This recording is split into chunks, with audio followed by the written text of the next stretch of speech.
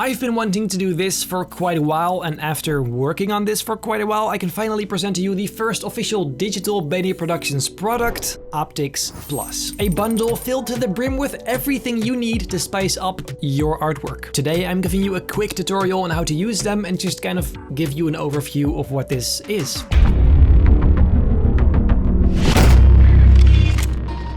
Optics Plus is a pack I developed for both myself and for you guys. I get countless questions every day where I get my overlays from, particles in particular, and every now and then even I struggled finding the perfect stuff for my artwork. So I decided to take it upon myself and make some on my own. This pack is filled with 250 high-resolution assets containing the following categories: underwater particles, stars, snow, rain, light rays, lens flares, electricity, dust particles, artificial embers, and some combo presets I created using those overlays. Using digital rendering, editing, and practical effects like water, I created a collection of overlays that you can use for your art. I wanted to make sure this comes at an affordable price, so therefore this is only $19.99. You can pick it up via the link down below in the description on top. That's where the product page is located. You can of course also find it on my website. Now, like I've seen others do, I could lie to you and say that it's simply drag and drop and it's done, but it's not. You're gonna have to do a tiny bit of editing to make these really reach their full potential, and so you should see these as more of a tool and less of some magic you can just click and it's magically improved your artwork. That's not what this is. That said though, it still is very easy to use them, and today I'll give you a quick overview and sort of tutorial about how you can use these and what kind of effects you can create. Let's hop on the Photoshop train and let me show you some examples. Here we are in Photoshop, ladies and gentlemen. This is a beautiful car, and say you want these lights, these headlights, to be turned on. The first thing I would do is take an exposure adjustment layer, invert the mask, and then paint onto the headlights. So let me demonstrate that very briefly, just like this. And now this isn't really convincing all that much, is it? That is where the first element comes in, this lens flare. Now the first thing you want to do when dropping in these elements is set the blend mode to screen. Right here, and as you can see, the black instantly turns transparent, and then you can kind of position this onto the headlight, and as you can see, just like that, it instantly looks a lot more alive and bright and like actual light. You can move it around a little bit, and for the second headlight, maybe this one, gonna make that a bit smaller and put that right on there. See?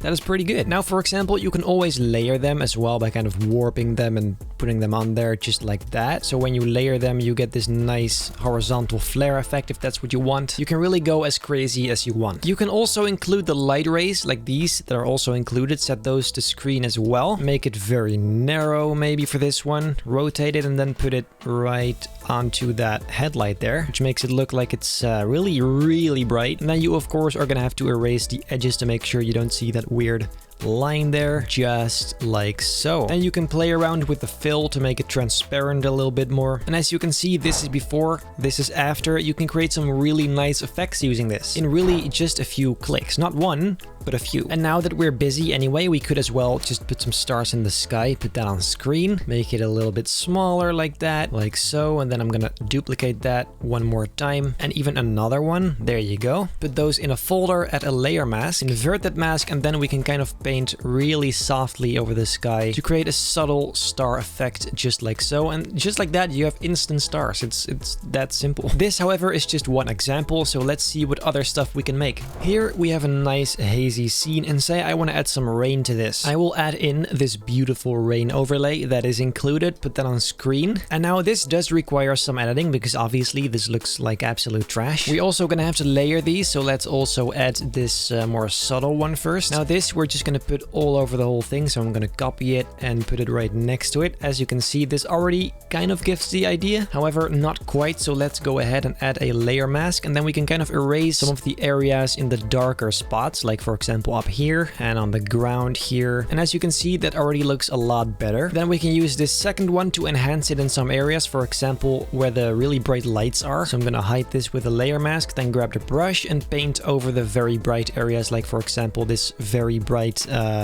lantern thing right here. And here over at the traffic lights, it should be pretty bright as well, just like so. And again, you can add as much rain as you possibly want, whether it's completely insane or just very subtle raindrops here and there. It's completely up to you. You could even add some very large ones like these on the foreground. So let's put that on screen again, and then decrease the fill so it's very subtle. There you go. Now, if you want to go super accurate, you can go ahead and clip a color balance layer to the rain, just like so. Then increase red a lot because these lights right here are red. Also highlights, make that very, very red. As you can see, the rain right here turns red, which is exactly what we need. And invert the mask and then sort of paint over the area surrounding these you know, red lights. So it kind of illuminates that rain into that color, which is technically accurate. And of course, the same goes with blue. Now the rain itself already kind of looks blue, but you can always enhance that, I suppose. So again, surrounding these areas, you can add some blue to it. It's very subtle. You can barely even see it, but it does do something. Also the big ones up front, there you go. That just makes it a tad more realistic, I would say. You could even grab one of these snow overlays and put that on the ground here. You probably already guessed it, these are going to be the raindrops kind of bouncing off the ground. And use some distort and make it sort of shape with the road. As you can see, this is a little too intense, so let's hide it. Then grab a brush and we can sort of paint over it very softly here at the front. So we kind of see those raindrops falling on the ground. Now I'm doing this using snow overlays, can you believe it? And that's exactly what I want to teach you, is that sometimes you should not go for the obvious and kind of think outside the box, I would say. And there you go, now it's raining. Let's see, this is before, this is after, just using a few simple overlays. And of course you can do the exact same thing with snow as well. As you can see, this looks pretty nice already. And if I put the same effort into it I just did, it's gonna look something like this. It's snow now. So really the possibilities are endless. It's also stuff like this where you can add nice lens flares like this one. Let's put that on screen, make it a little smaller and put it right on there. There you go. See, that is instant shiny. And you could also overlay this one on top to get that really nice wide effect, so to speak. Decrease the fill a little bit, make it a bit smaller and flatter. I don't know, whatever you want really. And then using some light rays, we can maybe make a nice beam even. Kind of like that. Put that kind of on here. Then we are going to need that nice red yellow kind of tint. I'm doing that by adding some color balance, as you can see. Then to make the edges nice and blurry, we can go ahead and add some field blur maybe, where at the beginning it's very nice and sharp, and at the end here it is super blurry, just like so. Then of course you can also add a layer mask and kind of erase it if it's a bit too much, because I feel like it is a bit too much. Kind of erase it like that, and then as you can see, that is looking pretty good, isn't it? Another funny thing you can do. And like we did earlier, we can of course also go ahead and add some stars, put that on screen and kind of move it around to a nice place, maybe kind of like this, all across the sky like that. Then add a layer mask and grab a brush and erase some areas again, using a very soft brush, low flow value, that's the most important thing right now. And then you get that nice star effect, and you can of course add a few different layers, because you also want some tiny ones in the sky up there. So let's hide that with a layer mask and paint all over the sky. There you go. See, just like that, very subtle, but still looks pretty nice. Then for one last example, I kind of want to go a little bit more crazy, because as you may have noticed, there's also electricity. Now you shouldn't confuse this with lightning, although you could use it as such. It's really meant as just, you know, cool effects you can kind of put over your images. So let me demonstrate how you can make these look freaking amazing using some glow. With the electricity selected, let's go ahead and go to blur gallery and then choose field blur, because as you may have noticed, there's a bit of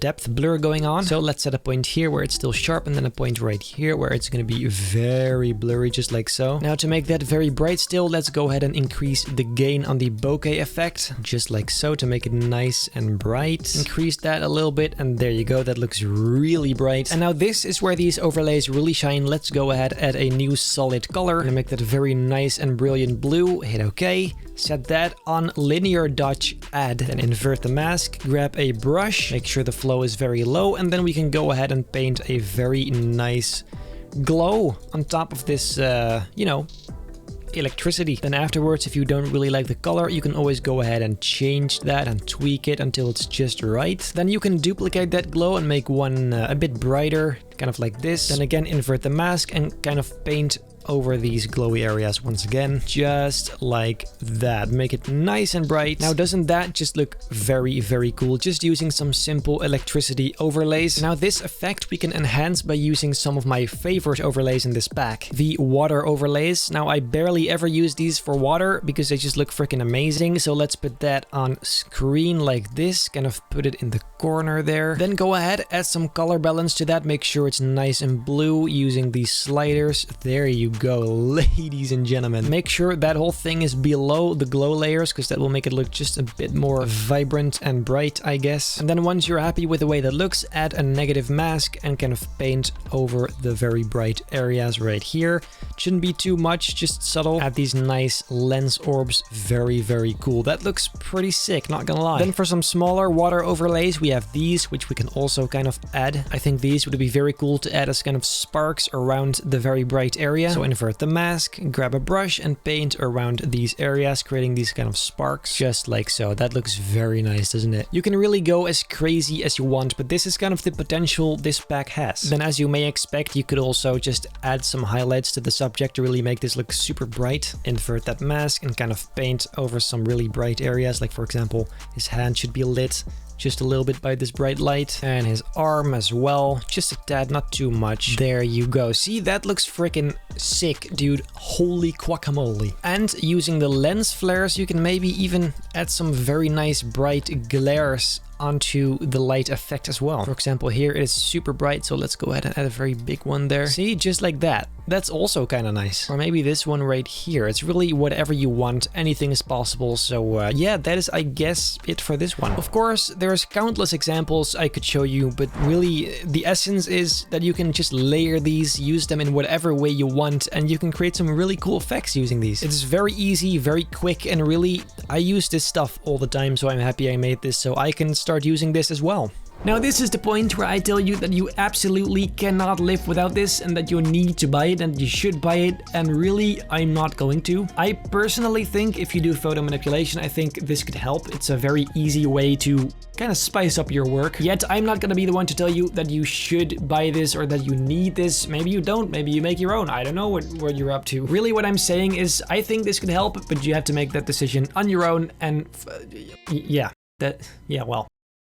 That said, however, you totally should buy this. The link to this product is down below in the description. It's very obvious, can't miss it, so I guess that's then it for today's video. If you like this video, make sure to leave a like, subscribe if you like this whole sort of thing I made. Also like and subscribe. I guess that speaks for itself, but whatever. And then I hope I'll see you in my next video. This video is a mess, dude.